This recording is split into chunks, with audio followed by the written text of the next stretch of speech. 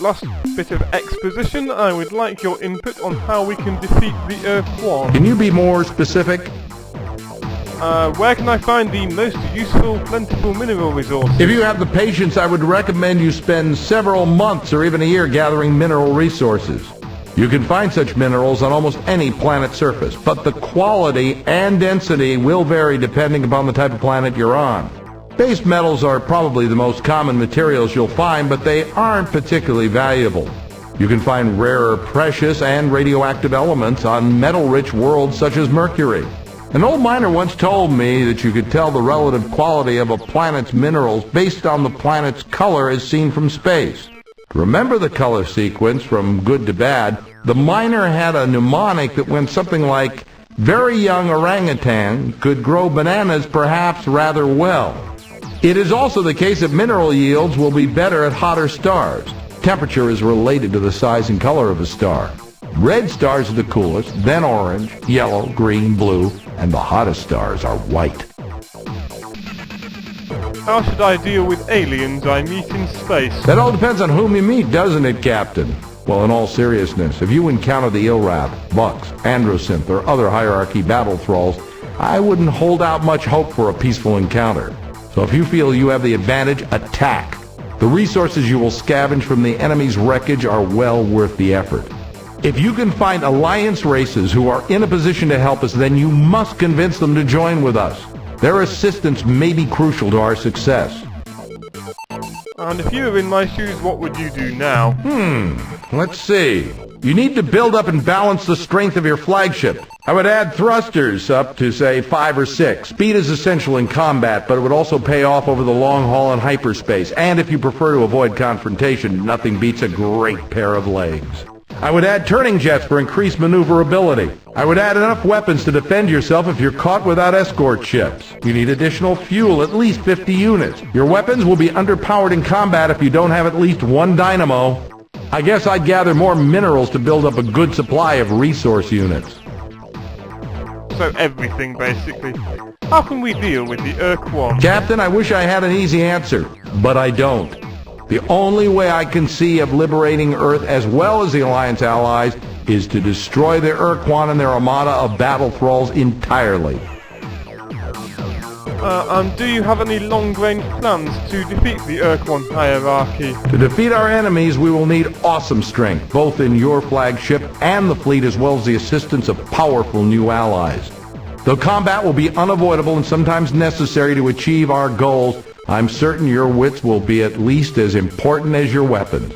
You'll need to explore this region of space, gathering resources and information wherever you go.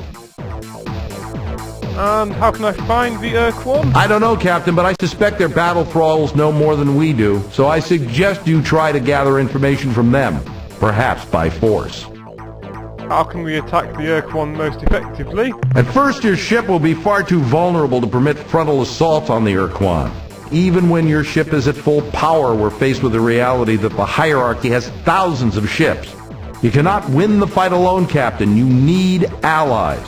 Also, towards the end of the war, when the hierarchy broke through the Corward front, we heard rumors that the Ur-Quan had unleashed some kind of super weapon which was unstoppable by normal means.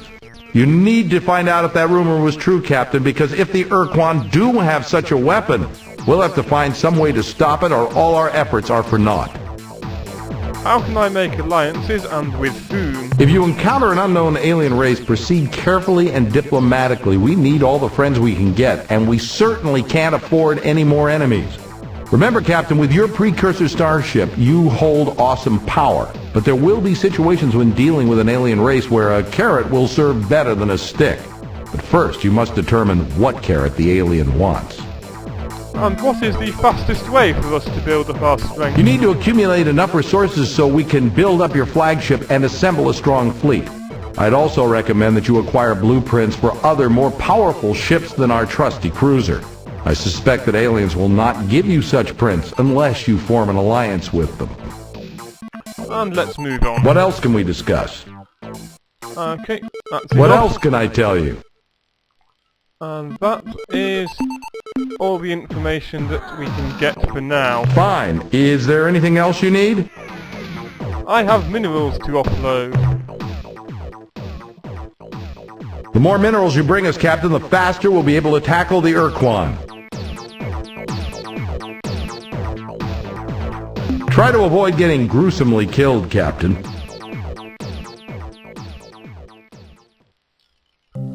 So now we're at the starbase. We've talked to the starbase commander.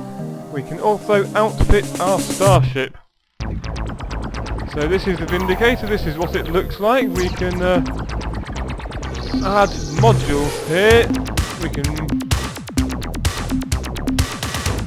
move along to see what we've got. We have a fuel tank, a crew pod, and a storage bay, and an ion bolt gun.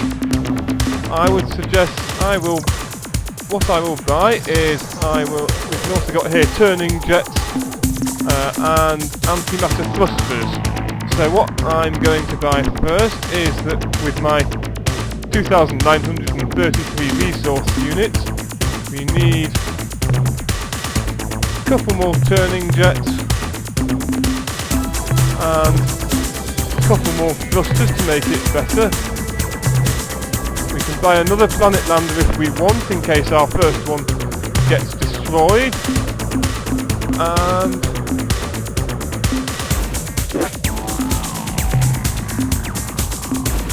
don't have enough money for anything else just yet, so quit out of the modules and buy some fuel.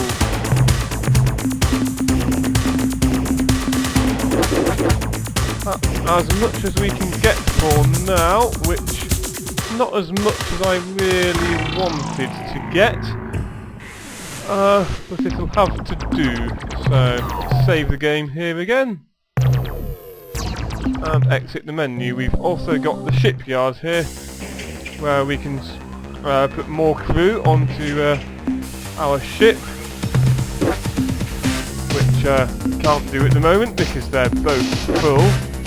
And we can also buy more ships, except we don't have the money for it, so can't do anything here for now. We shall depart the starbase. And now that we've done that, we shall leave the solar system, but on our way we shall mine some of the planets. We won't go back to Mercury yet, and we won't go to Venus, because those planets are really quite hot, and we're not so good at dealing with hot planets. So we'll go to Mars, which you can see is a red planet, which is not one of the best kinds, but we need all we can get at the moment, really. So we can see that is really quite rubbish, but it's worth taking a journey there to get what we can at this stage of the game. So oh yeah, like I said, I won't show you all of this resource gathering, just the planets that are interesting. So full there.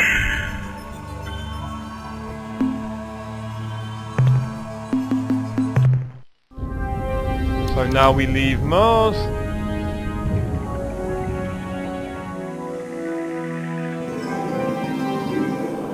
From that we can see the orbital path of Jupiter there, and also Saturn. As we get further out, well, normally as we get further out we would see the view change to show more planets, but obviously Saturn is a bit closer to that. Saturn has a moon, which is Titan, which again has some fairly rubbish minerals. But again, at this stage of the game, we will get them.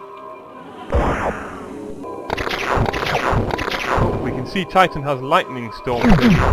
Yes, we've just been hit by that and lost some crew members. So, pick up that, that's nearly full, and come away from Titan. We've lost 4 crew members there. Yes, weather on Titan is class 3. Saturn itself, we can go to there. But since it's a gas giant, when we scan it,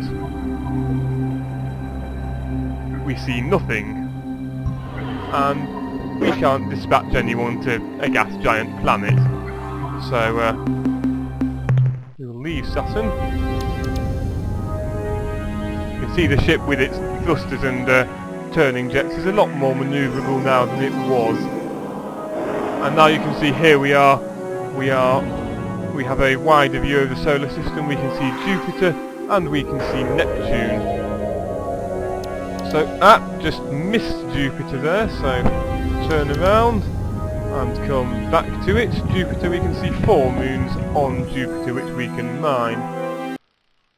So the outer one is Callisto, which has class 2 tectonics but is fine in all the other places.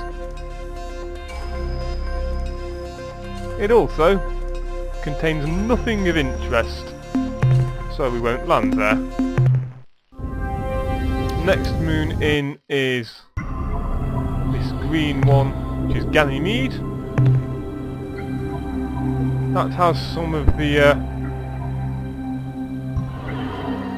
these little blue things, which are in fact which are, as far as I can recall, the most rubbish colour of minerals, so I'll just check up on that. Yes, those lightish blue things are our number 1.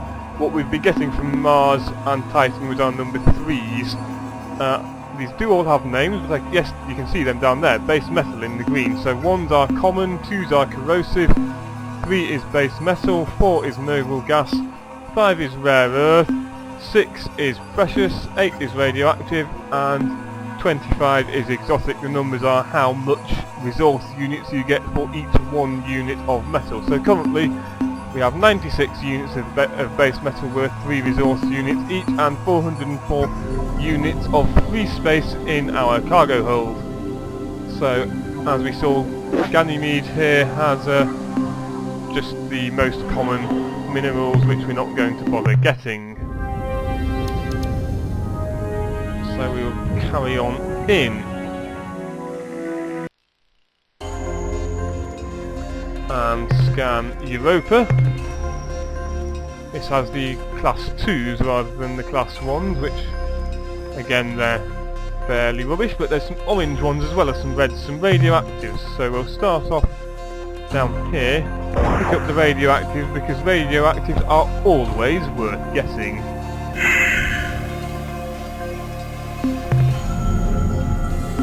And now we go to the 4th moon, to Io. Io is probably quite bad. Yes, tectonics class 4. Tectonics are the easiest dangerous things to avoid on planets. And we can see, I believe, I can't really tell against the background, but I believe that those are mostly radioactives rather than corrosives. So it's worth going down. So now we've cleared that out. Jupiter is a gas giant, so there's not really any point in visiting the planet itself. So 3 more outer planets to go. We can see Neptune here, so we will go and visit that. Well, not Neptune itself, but it's the 1 moon that it's got in the game. And that moon is Triton, which doesn't have very much. Weather class 2, tectonics class 1, not really anything to worry about.